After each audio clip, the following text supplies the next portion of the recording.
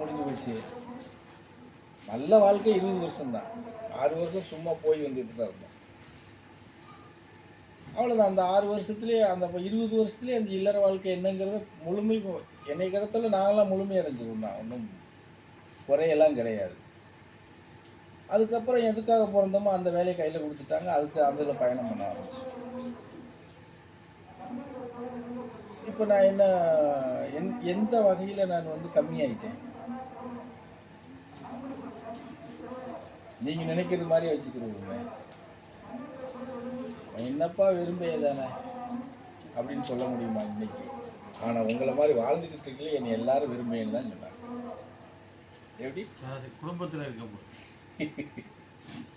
எல்லாரும் விரும்பையா, அவனை போய் சொல்லி விரும்பையா, அப்படித்தான் சவுடால் பேசிட்டு தெரியும் அப்படின்னு தான் சொன்னாங்க. இன்னைக்கு யாராவது சொல்ல முடியுமா? நினைச்சாது பார்க்க முடியுமா அந்த வார்த்தையா?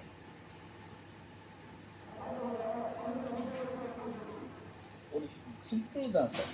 நீயே ஓடுற, அங்கே சம்பாதிக்கணும் ஓடுற, இங்கே சம்பாதிக்கணும் ஓடுற, பொண்டாட்டி ஓடுறா, புள்ள ஓடுறாங்க. கடைசியில் பார்த்தா அந்த இதுக்குள்ளேயே தான் இருக்கும். செம்பு, இந்த செம்பு இருக்குன்னா செம்புக்குள்ளேயே தான் இருக்கும். செம்பு விட்டு வெளியே வர முடியல. நான் உட்காந்து இந்த சேரில் உட்காந்துருக்கேன், இல்லைன்னா அந்த சேரில் உட்காந்துருக்கேன். ரெண்டும் இல்லைன்னா கட்டில் படுத்து கிடக்கேன். இதை தாண்டி ஏதாவது பண்ணுறேன்னா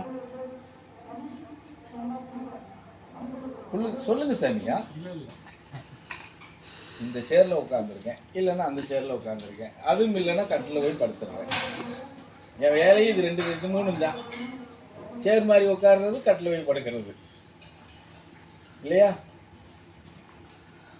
ஏதாவது நின்றுதா இல்லை நிற்குதா?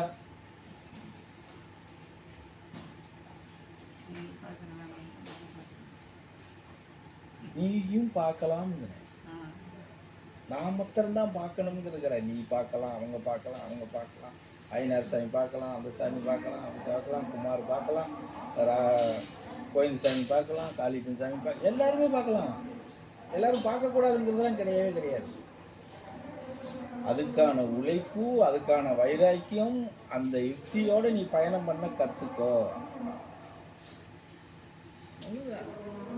நீ இந்த அளவுக்கு கூட வந்து போக வேண்டாம். உன்னைய காப்பாற்றிக்கிட்டு உன் குடும்பத்தை அப்படியே செல்வாக்க கொண்டுட்டு போக கற்றுக்கோ. இந்த பரதேசி விரும்புறதெல்லாம் அதுதான்.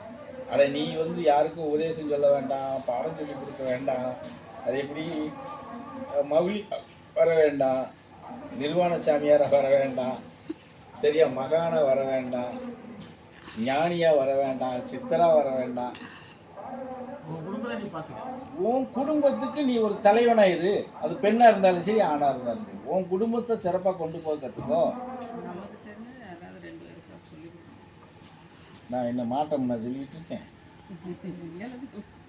நமக்கு தெரிஞ்சு 2 பேருக்கு சொல்லிக் கொடுக்கணும். நீ சொல்ற, நான் யாருக்காவது சொல்லிக் கொடுக்க மாட்டோம் நான் சொல்லியிருக்கேன்.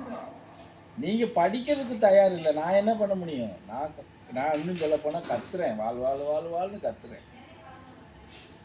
நீ கற்றுக்கிறதுக்கு தயார் இல்லை. நீ வார எண்ணமெல்லாம் வேறையால இருக்குது. எனக்கு அது வேணும், இது வேணும். இன்னும் சொல்ல போனால் ஒருபடி உங்களுக்கு அறிவுரை எப்படி கொடுக்குறது? கடன் இல்லாமல் வாழ கற்றுக்கோ. கடன் வாங்கி பிழைக்கணுங்கிற எண்ணத்தையே மறந்துடுன்னு சொல்கிறேன். இருப்பதை வைத்து சிறப்பாக பயணம் பண்ண கற்றுக்கோன்னு சொல்கிறேன். நீ ஏன் அதிகபட்சமாக விரும்புகிற? அங்கே தானே நீ பாவத்தில் மாட்டுற, சிரமத்தில் மாட்டிக்கிற. என்ன நமக்கு வருமானம் வருதோ, வீட்டுக்காரர் 1000 ரூபா சம்பாதிக்காரோ, 500 ரூபா சம்பாதிக்காரோ, நம்ம 100 ரூபா சம்பாதிக்கிறோமோ, 200 ரூபா சம்பாதிக்கிறோமோ, அதுக்குள்ளே என்ன செய்யணும்? நீ நினைக்கிறது மாதிரி ஒரு சுகபோகமாக வாழணுங்கிற ஒரு வாழ்க்கை இருக்குதுன்னு நான் சொல்கிறேன். அது வரும் உன்னை தேடி. நீ அதை தேடாத. எப்படி?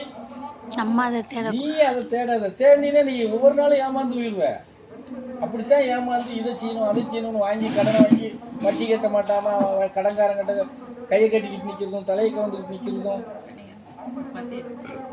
புரியுதா நான் சொல்றது? நம்ம வந்து எதை தேடணுமோ அதை மாத்திரம்தான் தேடிட்டு போகணும். சுகபோகத்தை நம்ம தேடி போகவே கூடாது. அது தானா வரணும்.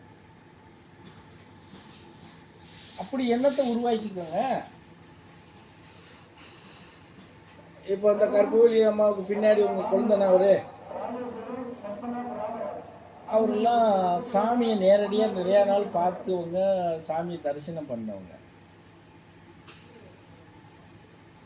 இன்றைக்கி அவங்க இவ்வளோ கடத்தில் இருக்காங்க, ஒரு தறி நெய்தால் தான் வாழ்க்கையை கொண்டுட்டு போகுங்கிற இடத்துல இருக்கிறாங்கன்னா எனக்கு ஆச்சரியமாக இருக்குது. என்னடா பல நாள் சாமியை தரிசனம் பண்ண அவங்க ஒரு குடும்பத்துக்கு எப்படி இப்படி ஒரு கஷ்டம் வருது? வந்ததே கிடையாது. சாப்பாட்டுக்கு வழி இல்லை, துணிமணிக்கு வழி இல்லை, என் பிள்ளையை படிக்க வைக்கிறதுக்கு வழி இல்லைன்னு அப்படி தரிசனம் பண்ணவங்க யாருமே இது வரைக்கும் கிடையாது. இவங்க மாத்திரம் இப்படி இருக்காங்கன்னு நம்ம என்ன சொல்கிறது? இடைக்காலங்களில் என்ன பண்ணியிருக்காங்க, இவங்க பயணம் மாறி இருக்கு அப்படிங்கிறது தான் நமக்கு தெரியுது. அப்போ இவங்க பயணம் மாறி இருக்கு, மாறி மாட்டிக்கிட்டாங்க. சரி, மாட்டிக்கிட்டாங்க. இவ்வளோ நாள் அந்த சங்கடத்தை அனுபவிச்சுட்டாங்க. அன்னைக்கு சாமியை போய் இவங்க தரிசனம் பண்ண அதனுடைய விளைவு, சரி ஏதோ தவறாக நடந்துருச்சு, போய் மாட்டிக்கிட்டேன், கஷ்டப்படுறேன், இதில் இருந்தாவது நீ ஒரு நிவர்த்தனை பெரு, இந்த இடத்த காட்டி கொடுத்துருக்குறாங்க. இப்போ அதாவது அவங்க சரியாக பின்பற்றுறாங்களா? இங்கேயும் அவங்க ஓட்டை விடுறாங்க. அதுக்காக ஒரு 2 பூஜைக்கு வந்துட்டாப்புல எல்லாம் சரி பண்ணிட முடியுமா?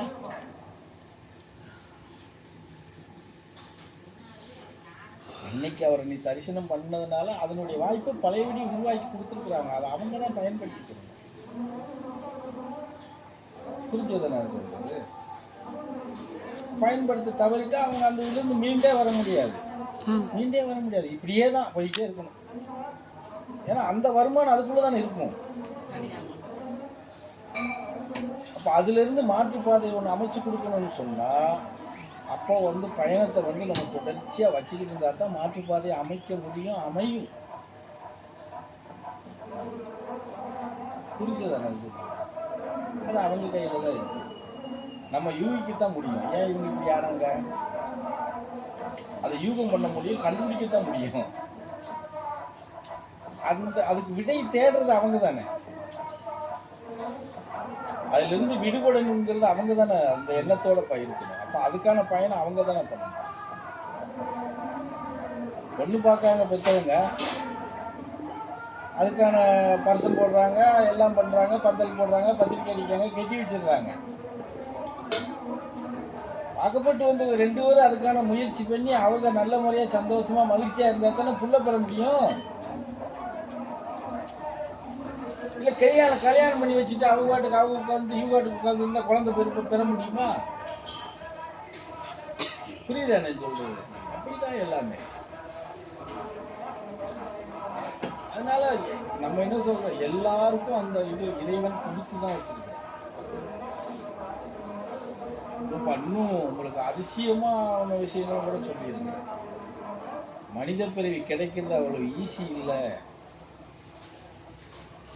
லட்சக்கணக்கான வருஷங்களை தாண்டி வரணும். நமக்கு கிடைக்கிறது இது ஒரு வரப்பிரசாதம். மனித பிறவி கிடைக்கிறது வரப்பிரசாதம். எவனுக்கும் அந்த சலுகை கிடையாது. எந்த ஜீவராசிக்கும் அந்த சலுகை கிடையாது. மனித பிறவிக்கு மாத்திரம்தான் அந்த சலுகை. 7 முறை நீ பிறக்கிற சலுகை. இந்த பிரபஞ்சத்தில் 7 முறை நீ அவதரிக்கிற வாய்ப்பு மனுஷனுக்கு மாத்திரம்தான் கொடுத்து வச்சிருக்கிறான். அப்போ நம்ம யோகக்காரங்க தானே. மாட்டுக்கு கிடையாது, நாய்க்கு கிடையாது, பாம்புக்கு கிடையாது, பள்ளிக்கு கிடையாது. அந்தந்த பிறவியில் அப்போவே அடுத்த இதில் தாண்டி போய்கிட்டு இருப்பாங்க. லாஸ்ட்டு பிறவி நெய் தான். அதில் உனக்கு வாய்ப்பு எத்தனை கொடுக்குறான்? 7 முறை இந்த பூமியில் அவதரிக்கக்கூடிய வாய்ப்பை கொடுக்குறான். 7 முறை ஏன் கொடுக்குறான்? நீ அவ்வளவு நாளும் கஷ்டப்பட்டு இன்னலை அனுபவிச்சு நீ பிறந்ததுனால சகல சௌபாக்கியத்தையும் நீ அனுபவிச்சு என்னோட சேருங்கிறதுக்காக கொடுக்குறான். ஒரு பிறவியில் சுகமாக வாழ், 2வது பிறவியில் கஷ்டப்படுறியா, அதை அனுபவிச்சு 3வது பிறவியில் இப்படி மாற்றி மாற்றி நீ வாழ்ந்து என்னோட சேருங்க. ஆனால் நம்ம மனித பிறவிக்கு பிறகு என்ன பண்ணுறோம்? அத்தனை பிறவியில் உள்ள பாவத்தை விட இங்கே பல மடங்கு செய்ய ஆரம்பிச்சோம். இதில் வர்ற பாவத்தை தீர்க்கவே முடியாத அளவுக்கு நம்ம கர்மாவில் போய் சிக்கிக்கிறோம். 5 பிறவியை கூட எவனும் தாண்டது இல்லை. ஏன் 4வே பெருவாரி பேருக்கு தாண்டது இல்லை.